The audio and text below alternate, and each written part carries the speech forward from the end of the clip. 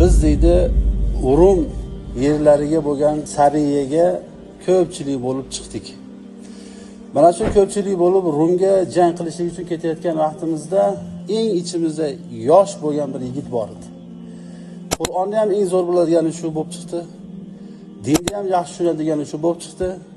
Kunduzi ro'zador edi, safar paytida. Tunlari ibodatda qoyim edi. Hammamizni qalbimiz bu odamga, bu yigitga bog'lanib qoldi. Rum diyorini qal'asiga yaqinlashib keldikda, bu qal'aga bu yosh yigit bizdan avval kirib ketayotganligini ko'rib hayron qoldik. Shunda qarasak, u qal'aning ichida Rumliklardan bo'lgan, juda ham bir chiroyli husnida, jamolida bir cho'qqiga yetgan bu qiz bolani ko'rib, senga qanaqa qilib yetishaman dedi. Shunda bu nasroniy bo'lgan qiz aytdiki, menga yetadigan yo'l faqat bitta. Diningni tark qilasan, nasroniy bo'lasan, keyin menga yetishasan dedi.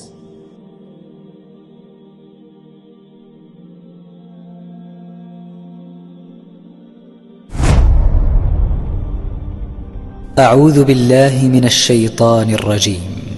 Ibn Kasir rahimahulloh o'zining Bidoya va Nihoya degan kitobida bu ajoyib qissani keltiradilar. Bu qissani sohibi Ibn Abdurrahim rahimahulloh aytadiki, biz deydi Rum yerlariga bo'lgan sariyaga ko'pchilik bo'lib chiqdik. Mana shu ko'pchilik bo'lib Rumga jang qilishlik uchun ketayotgan vaqtimizda ichimizda bir eng ichimizda yosh bo'lgan bir yigit bor edi. Qur'onni ham eng zo'r biladigani shu bo'lib chiqdi. Dinni ham yaxshi tushunadigan shu bo'lib chiqdi. Kunduzi ro'zador edi, safar paytida. Tunlari ibodatda qoyim edi.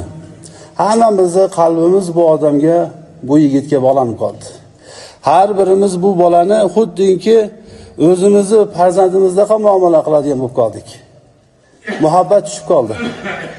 So'ngra Rum diyoriga biz yaqinlashib kelganimizdan keyin Rum diyorini qal'asiga yaqinlashib keldikda, bu qal'aga bu kishi, bu yosh yigit bizdan avval kirib ketayotganligini ko'rib hayron qoldik.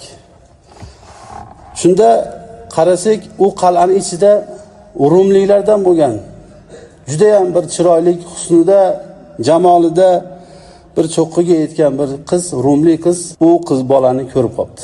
Bu yosh yigit ko'rganda, ko'rib turib, bitta qarashligi bilan unga muhabbat tushib, kayfas sabilu ilayka dedi. Senga qanaqa qilib yetishaman dedi. Shunda bu nasroniy bo'lgan qiz aytdiki, menga yetadigan yo'l faqat bitta.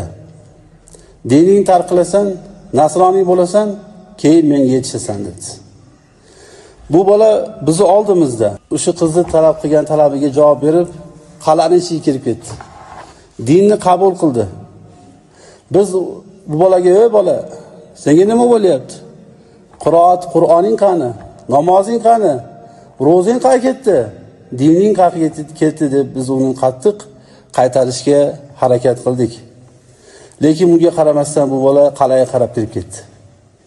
Shunda bu bola bizga eng oxirgi gapirgan gap shu bo'ldiki, Allohga qasam ichib aytaman, Alloh taoloning yodlagan Qur'onimni hammasi esdan chiqqanligini men hozir bilib turibman.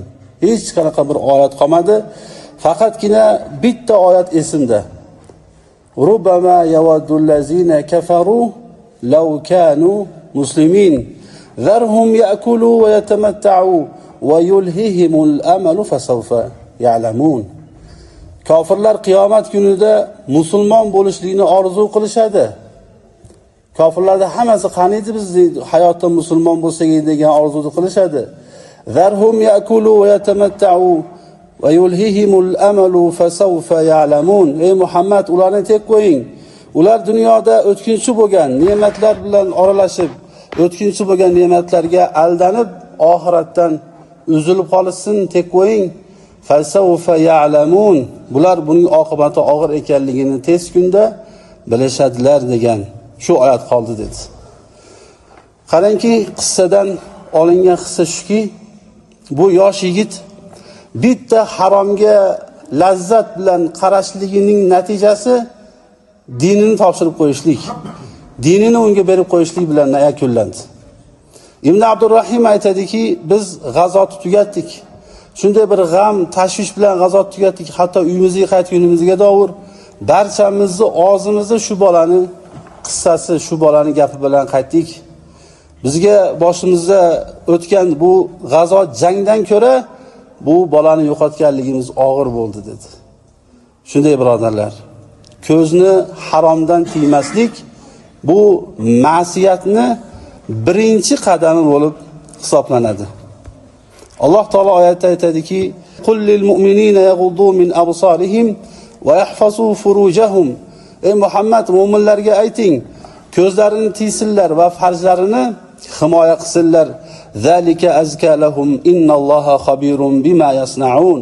Mana shu ular uchun poklikdir. Albatta Alloh taolo ular bima yasnaun, ular qilib turgan narsadan xabardordir dedi. Ko'z bu ma'siyatga olib boradigan birinchi qadam bo'lib hisoblanadi. Qaysi bir inson hayotda ikkala ko'zini Alloh harom qilgan narsa bilan to'ldirsa, qiyomat kunida Alloh taolo uni jahannam o'ti bilan to'ldirar ekan. Shuning uchun birodarlar, harom bo'lgan narsalarga qarashlikdan islom dinida qat'iy qaytarishlar bor. Alloh taoloning oyati, Nabiy sollallohu alayhi va sallamning bir qancha hadislari, oilada mahram, nomahram degan narsani yaxshi bilishlik zarur. Aka-uka farzandlari, o'g'il qizlar agar balog'at yoshiga yetib qolgan bo'lsa, ha endi bitta kabilla katta bo'lishdi-da, bu ammasining o'g'li, tog'asining o'g'li deb qo'yarishlik mumkin emas. Alloh taolo oyatda aytadiki: "Ya'lamu xoinatal a'yuni va ma tukhfi sudur." Bu ko'zning orqasidagi xiyonatkorlikni faqat Alloh biladi. Kim xiyonatkor emasligini faqatgina Alloh taolo biladi. Buni Allohdan boshqa hech kim bilmaydi. Alloh taolo boshqa bir oyatda: "Alam ya'lam bi annalloha yara." Mana shu ko'zlarini haromlarga qarab o'tkinchi lazzat bilan lazzatlanayotgan insonlar Alloh taolo ko'rib turadi deb o'ylamaydimi dedi.